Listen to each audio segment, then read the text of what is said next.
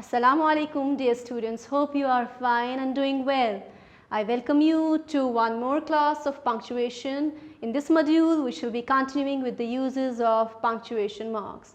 Dear students, in the previous modules we learned about the usage of capital letter, full stop, comma, exclamatory mark, question mark and inverted commas. Today we shall be learning about the usage of colon, apostrophe, bracket and hyphen. Let's first of all take the usage of colon. Colon, it's indicated like this, dot upon dot, okay. So dear students, this colon is number one, used to introduce a speech,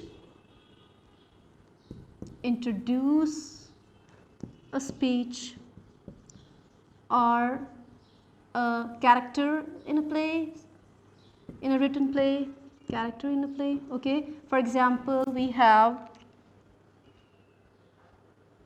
the president said. So you are going to introduce his speech, a colon here. We are all united. Okay, so the first use of colon is it's used to introduce a speech or a character like this. Mahira,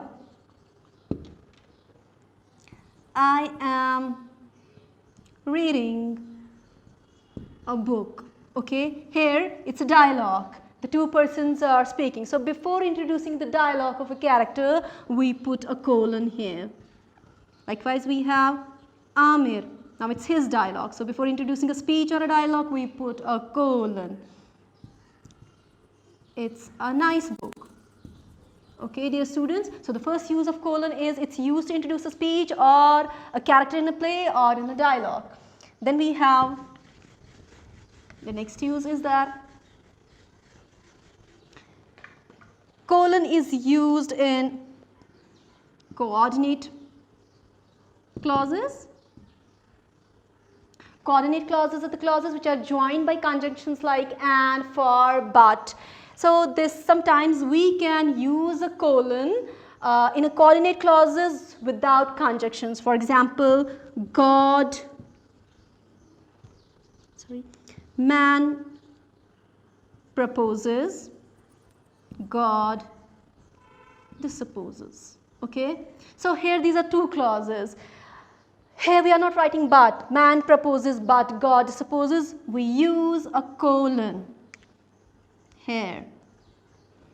Got it? So here I said colon is also used to show the coordinate clauses without conjunctions. I am not using any but or and here, I am just putting this colon. Next use of colon is that it's used to show a list of something, or we can say enumerations. Enumerations. For example, the main water bodies are. The main water bodies are. So I am going to enumerate the water bodies. I am going to show you the list of the water bodies. So before showing that list, I am going to put this colon here. Okay. Sometimes it's followed by a small dash. Not necessary. You can just put a colon there. The main water bodies are in India: Ganga, Jamuna, Brahmaputra. Okay. This is an example. The main water bodies, here I am giving you the list of the water bodies. So in order to enumerate a list or to show a list, we put this colon here. So let me repeat the uses of the colon. Colon is used to introduce a speech or characters in a dialogue or in a play. In coordinate clauses without conjunction, for example, God proposes colon, man proposes colon, God disopposes, and then it is used to show a list or to show enumeration in examples or in any list. For example, the main water bodies, then a colon. So these are the uses of colon. Let's move to the use of a hyphen.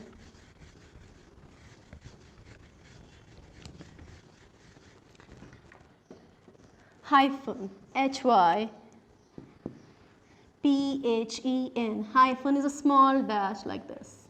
So first use of hyphen is that it's used in compound sentences, compound words. For example, father-in-law, jack of all trades. Here, dear students, we have this word, a compound word. We have father, then in, then law.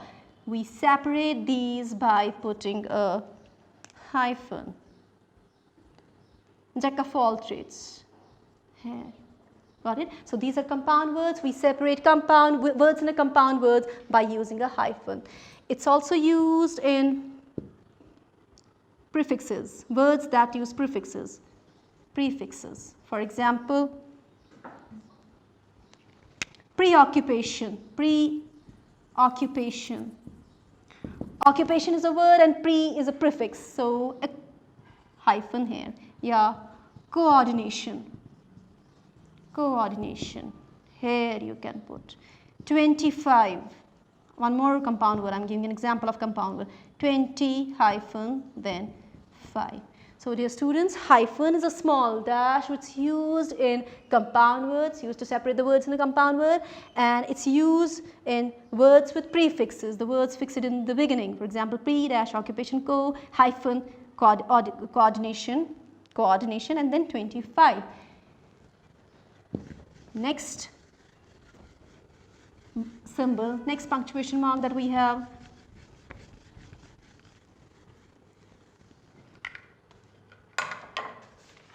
are the brackets.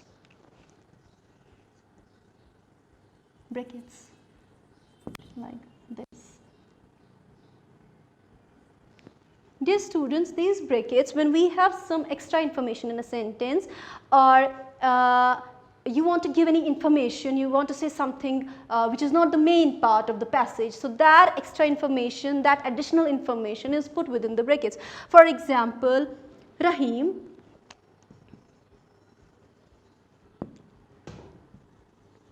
who on the order of his master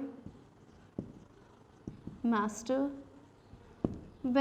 to the jungle. See dear students, here our main information is that Rahim went to the jungle. This who on the order of his master, it's an extra additional information. This is known as parenthetical sentence. So we put this parenthetical statement within the brackets. Okay, Rahim who on the order of his master. This on the order of his master is something extra telling about Rahim or the story. Rahim went to the journey, went to the jungle, and this one is known as a parenthetical statement. It's put in brackets. And I said bracket is also used to show some extra information, like we have, if I write Prophet Muhammad. So we always necessarily say send salam or say peace be upon him, and that in a written text is shown within a bracket. We say peace be upon him, or we say PBH like this. Or brackets are also used to show the dates of something. For example, if I write World War First, I'm going to write the date 1914 to 1919. I just guess it's the correct date. So here I have put this date within the brackets. Or sometimes if you want to expand the meaning of the abbreviations, or if you want to write abbreviations, we also put them within brackets. For example, if I write WHO and you want to show its full form, you can put that within the brackets. World Health Organization. So dear students, brackets are used to show separate mark of a parenthetical statement, or brackets are used to show some additional information, or dates, date of birth, date of something, or they are used to show the contracted form of an abbreviation, or meaning, a definition of an abbreviation or something. So here we use brackets. We also use brackets in mathematics to show multiplication. Now let's move to the next use. Next symbol is, here you got to be very careful in the next punctuation mark.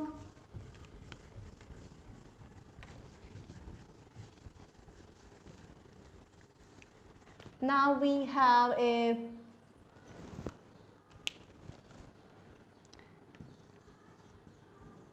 apstrophes. You can say apstrophe or you can say apstrophes. It's a high comma, okay? It's like this. Comma is like this, okay? Apstrophe is like this, put at the top of a word. The usage of apstrophe is, number one, to make possessive cases. To make possessive cases, okay? To show belongingness, to show ownership. For example, I have a pen and I have to say, this is Rahim's pen. This is Rahim's pen. So I am going to put apostrophe after Rahim. For example, let me show you here. This is Rahim's pen. See, dear students, if I write like this, it will become a plural form of Rahim, Rahim, Rahim. So that's wrong. That's wrong thing. So we're going to put this apostrophe here. This high comma is known as apostrophe, okay? This is Rahim's pen. Here we show that Rahim possesses a pen. We have made a possessive case of Rahim by putting this apostrophe. One more. That is Sarah's hat. Here again we show that Sarah possesses a hat. So we're going to put this apostrophe here. Next use of apostrophe is very important, to show contractions, okay? Contractions, to show contractions of a word or words. For example, if you have did not, we write it like this, didn't. So where are we going to put apostrophe? Yes, you are right. Here after N.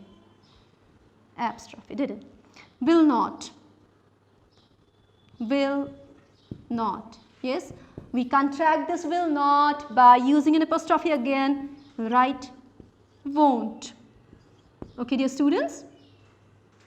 Here we put this apostrophe. So an apostrophe is used to show contractions of words. For example, did not, didn't, will not, won't, cannot, can't, could not, couldn't, is not, isn't. Getting it? So apostrophe is necessary to be used while making contractions of these words. One more little example, little usage of apostrophe is that it's used to make plural cases of, letters, plural cases of letters and digits. You must be confused, plural cases of letters and digits. Don't worry, I'm just going to explain it. And digits. See here. For example, if I have to say there are 3 fives in my mobile number. So I'm going to write it like this. There are 3 fives, then an apostrophe and then S, okay? There are 3 fives in my phone number.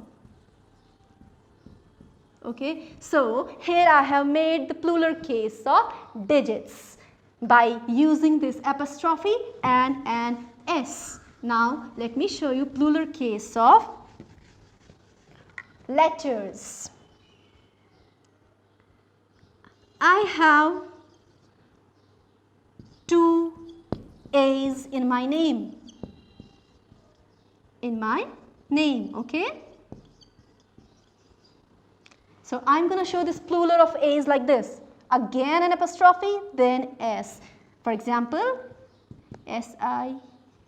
S-A-I-M-A, Saima. I have two A's in my name. So to show the plural case of letters, I put here an apostrophe on the letter A and then S. So that's why I said that apostrophes are used to make plural cases of letters and digits. One more use was that it's used to show contractions of the words, and another use was that it's used to show possessive cases of nouns. Now a small piece of information I would like to add here, that if a word already ends with an S, for example,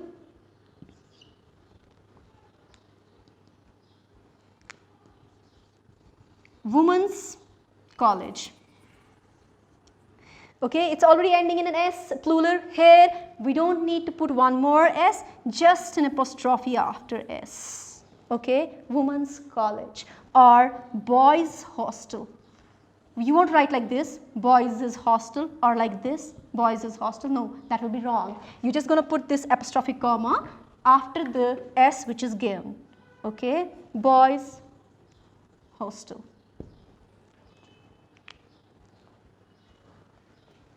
So these are some of the uses of apostrophe.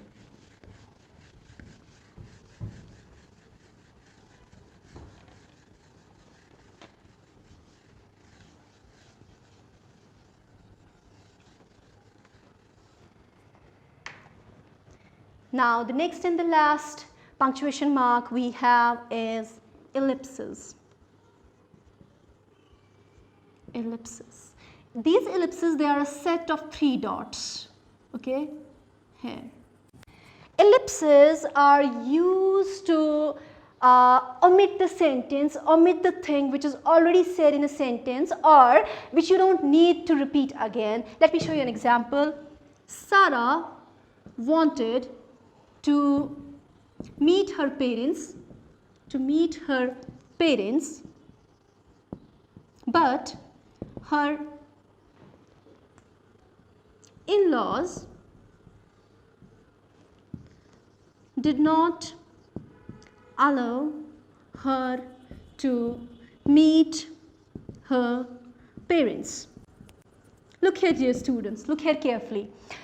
I told you that ellipses is a set of 3 dots which is used to omit the sentence which is understood in a statement or which does not need to be repeated. For example, here I wrote, Sarah wanted to meet her parents but her in-laws didn't allow her to meet her parents.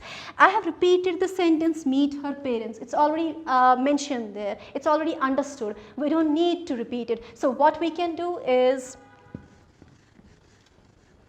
we can write it like this. Sarah wanted to meet her parents but her in-laws didn't, then a set of.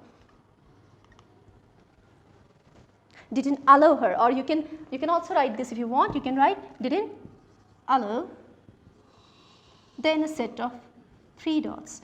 That means these 3 dots known as ellipses, they indicate the sentence which is already mentioned there, the thing which is already understood. Sarah wanted to meet her parents but her in-laws didn't allow her to meet her parents. So this was the use of ellipses. Ellipses are used to omit this unnecessary sentence. So today we learned about these punctuation marks.